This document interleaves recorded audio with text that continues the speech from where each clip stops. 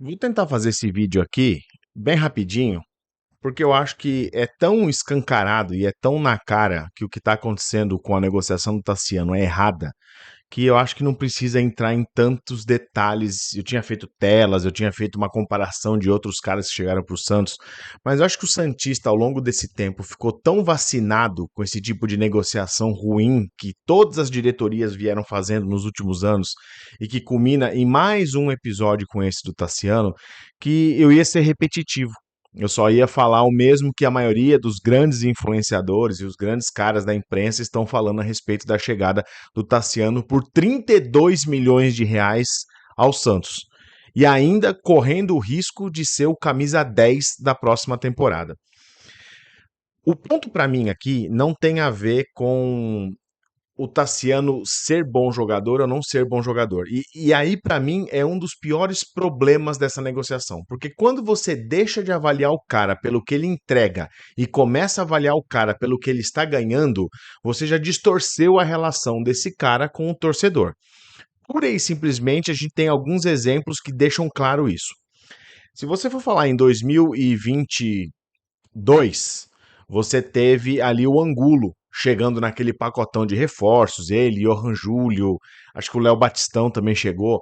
E eu lembro que na época o Angulo chegou sem ninguém saber quem era, com uma idade já acho que beirando ali os 28 anos mais ou menos, ganhando 500 pau por mês.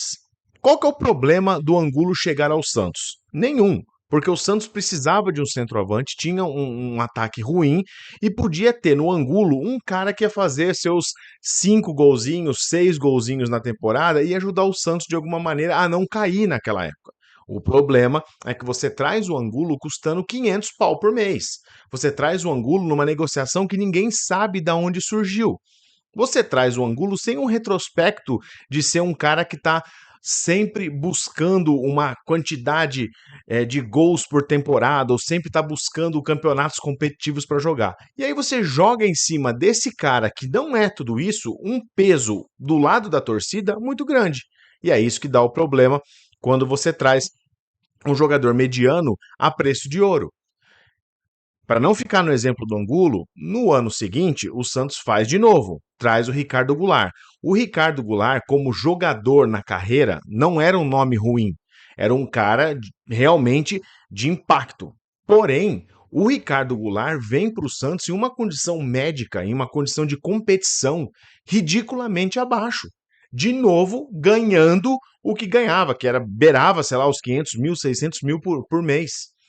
E aí você diz pro torcedor de novo que, olha, eu vou trazer um cara de impacto e eu vou cogitar e eu vou usar a meu favor a imbecilidade do torcedor em acreditar que tudo que a diretoria fala numa negociação é verdade.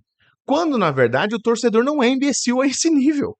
O torcedor pode se iludir, o torcedor pode acreditar muito mais que qualquer outra pessoa racional quando vai falar de um reforço, mas nesses casos o torcedor não passou nem perto de ser enganado.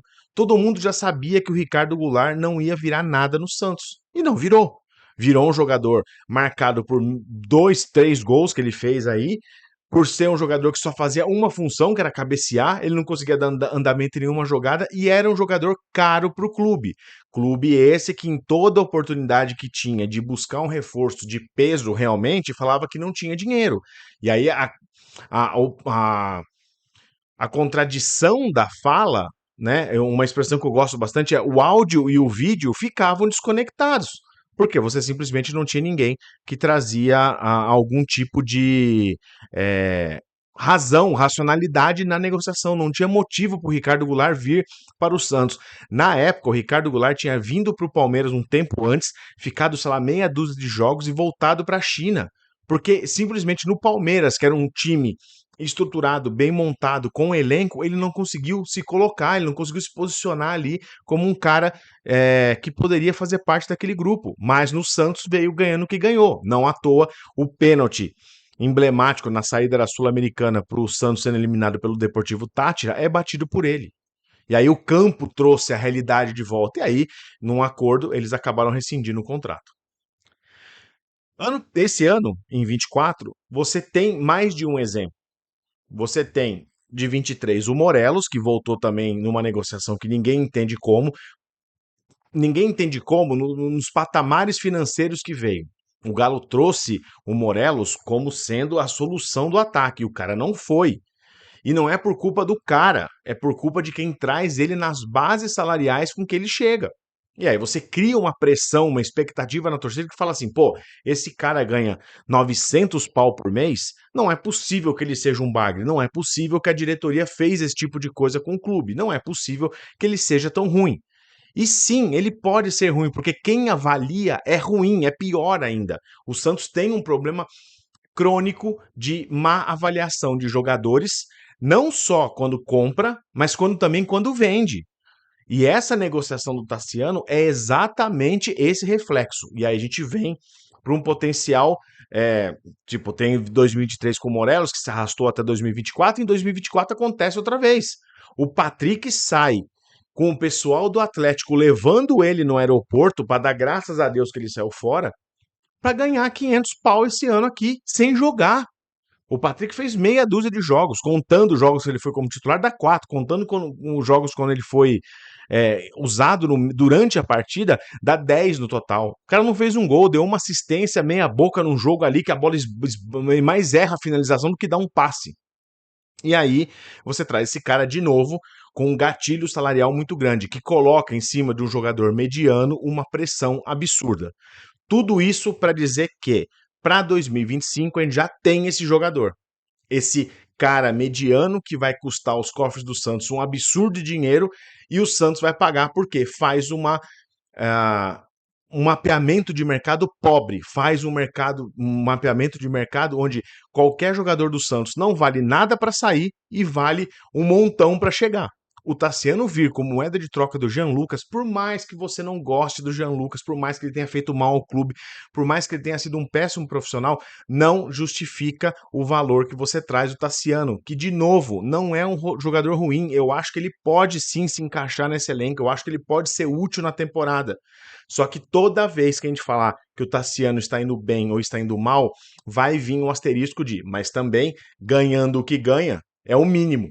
E você joga a régua desse cara que é médio lá em cima. E aí você estraga um cara que tinha potencial para estar dentro desse clube. Você estraga porque simplesmente esse cara vem com uma expectativa desproporcional, porque ele vai ter que entregar muito mais do que ele é capaz. E, de novo, não falo que o Tassiano é ruim, não falo que o Tassiano não poderia fazer parte ou vestir a camisa do Santos, não é isso. É que simplesmente ele vem com um, um custo desproporcional ao que ele entrega. E aí é o maior parênteses que eu vou fazer aqui. A culpa disso não é do jogador. O Angulo não tem culpa de ter aceitado a proposta que aceitou. O O Ricardo Goulart é a mesma coisa. O Patrick é a mesma coisa. O Tassiano é a mesma coisa. O Morelos é a mesma coisa. O Furt, Bigode, Otero, Guilherme, todo mundo que aceitou vir jogar no Santos, eles não foram obrigados a jogar no Santos. Fizeram uma proposta financeira. E aí é importante que o torcedor se coloque na função do jogador. Se você é um profissional, independente da sua qualidade, e você recebe uma proposta financeira que te agrada e que faz sentido com o seu momento de carreira, você aceitar, a culpa não é sua se você for um profissional ruim. A culpa é de quem oferece. A culpa disso tudo é da diretoria. A culpa disso tudo é do Marcelo Teixeira, que faz do Santos um time de bairro e faz do Santos um time pequeno. E aí você tem esse tipo de reflexo. E aí você tem esse tipo de problema. E aí você tem esse tipo de episódio dentro do clube que você, de novo, vai trazer um jogador veterano que custa um absurdo para os cofres, que não tem valor de revenda, mas você fez a proposta. E quem fez isso foi, não sei se foi o CEO do clube, e se foi, já tá errando. Se foi o Marcelo Teixeira atravessando a função do CEO, tá errando de novo, e o Marcelo Teixeira tem um histórico largo de erros, muito, sempre gostou de medalhão, sempre gostou de medalhão que passou do ponto e pagava um absurdo como se ele tivesse no auge, fez isso em 2000, fez isso para frente depois em 2005, 2006 por aí, sempre foi isso. 2002 foi um achado, foi quando mingou todo o dinheiro e sobrou aquela geração. E por sorte aquela geração era muito boa, porque se fosse uma geração no modelo 2023, o Santos já teria caído naquela época. E naquela época teria caído e teria acabado. O Marcelo Teixeira está fazendo isso de novo. Ele está contando com uma sorte que ele não tem e uma competência que ele não tem para contratar jogadores. Pode o Pedro Caixinha encaixar esse cara e fazer ele virar o maior jogador do Santos depois da era Pelé? Pode. Qual que é a probabilidade disso acontecer? Baixa, porque o Tassiano não é um jogador de primeira prateleira. É um jogador regular, é um jogador que pode ajudar. De novo, eu acho que ele vai ser útil. Ele chegando, ele vai ser útil, só que ele vai carregar nas costas um peso que não é do tamanho dele. E aí a culpa não é do cara. O cara recebeu uma proposta, ele estava no Bahia.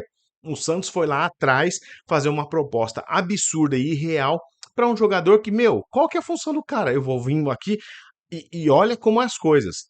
Tudo é referência.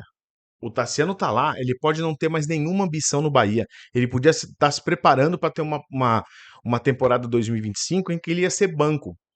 E ele estava ok com isso. Momento de carreira, já não está no auge, um jogador mais veterano que pode ser usado de uma outra maneira. Ele vem para o Santos para ser o Tassiano, que ele nunca foi no Bahia, que é protagonista, e ele vem para o Santos com um espelho no banco de reservas. Qual que é esse espelho? O Patrick. O Patrick ganha o que ganha e não precisa entrar em campo. E se for bem respaldado pela diretoria, não vai receber a pressão das arquibancadas. Por quê? Porque sabe que a hora que botar ele na Vila Belmiro para jogar, ele vai ser sim um cara que vai ser muito cobrado pelas arquibancadas. E aí você tem um problema. Então, de novo, culpem a pessoa correta. O culpado na negociação desses caras todos que eu falei não é o jogador. O jogador recebe por uma proposta oferecida por um clube. Ele não foi atrás do Santos e falou assim: eu quero ganhar 800 pau por mês pelo Santos e você tem que me contratar. Não é assim que acontece, é o contrário. E aí entra o último ponto, que tem mais gente ganhando nisso aí. Porque tem um empresário do cara que força ele vir pro Santos, tem um empresário do cara que tem ali aqueles meandros que você não consegue falar que tem ou não, mas que ganha por fora. Você tem negociações que são muito sujas nesse meio. E aí você, claro, não pode apontar o dedo e dizer que é isso que está acontecendo. Mas a gente escuta sobre futebol, a gente sabe o que está acontecendo. Nesse caso, infelizmente, me parece ter todos os indícios de que o Tassiano vem para o Santos super valorizado para não entregar essa supervalorização que ele vai ter no Santos. O Santos, de novo, fica mais frágil financeiramente, com uma diretoria que é conivente com esse tipo de atitude, porque parte da diretoria esse tipo de avanço no mercado, e agora o Pedro Caixinha ganha um jogador a mais no seu elenco que pode resolver muitas coisas taticamente, mas ao mesmo tempo ganha uma pressão a mais para fazer esse cara ser o que ele nunca foi na carreira. E aí, azar do Santista que vai ter que conviver com mais esse problema no ano de 2025. A temporada nem começou e o Santista já está desanimado com o que vem pela frente. Conta para mim nos comentários o que você achou do vídeo, conta para mim se você concorda com essa visão que eu tenho do Tassiano, da negociação, de quem é o verdadeiro culpado dessa história toda. Não se esquece de se inscrever no canal, não se esquece também de dar o like. Tô de volta no próximo episódio do meu canal do Santos. Um abraço, tchau.